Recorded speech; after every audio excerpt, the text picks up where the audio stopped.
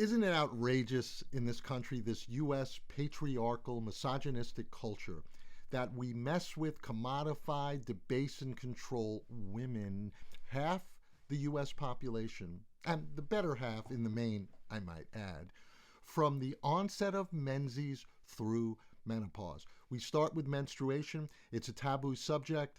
We have male-dominated menstrual product companies that promote the notion of one size fits all, which, by the way, may have made sense back in the day when we had public dispensers in restrooms and restaurants and workplaces, as they should be, because periods happen at work and school and out in public, but we don't give a shit, so we pulled those out. And now we still have one sizes fit all, and we charge extra for things like super absorbent.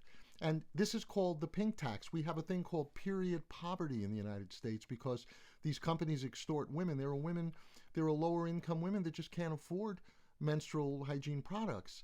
And it's just an outrage. Then we get to reproductive freedom that doesn't exist right now, right? So we're saying to women, we don't care if you have 100 embryonic cells in your body or how they got there. That's your problem. You're going to bring this embryo, it's a baby, to term, and then when you have the baby, we could care less because that's not our problem.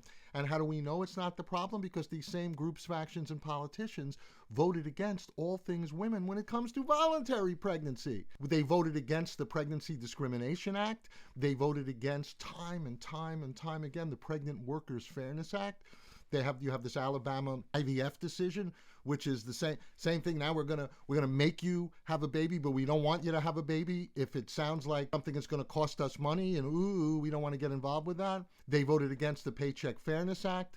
They vote against any law or bill that might assist pregnant women or their children or caregiver issues from start to finish.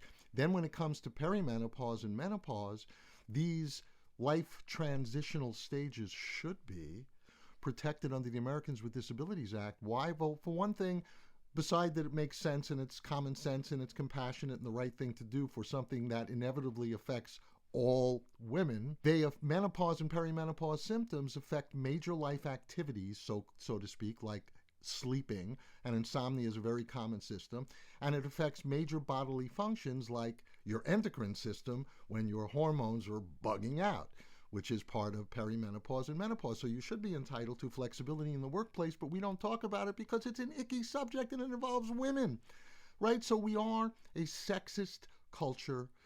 It is pervasive, it's outrageous, and the only way that this is going to ultimately change is if we all speak up in our workplaces and demand. We could demand menstrual products, we could demand accommodations for our pregnancies, which are now at least required by law, but most companies don't get it. We still have to demand it. We can demand flexibility for perimenopause and menopause symptoms, and much of the time it will still be protected because it's a sex-based, age-based, when it comes to menopause issues, disability issue.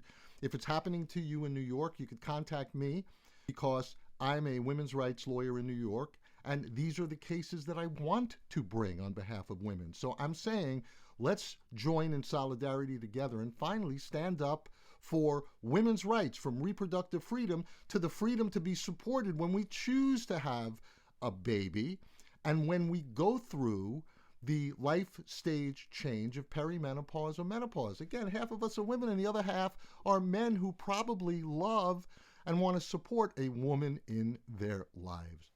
No?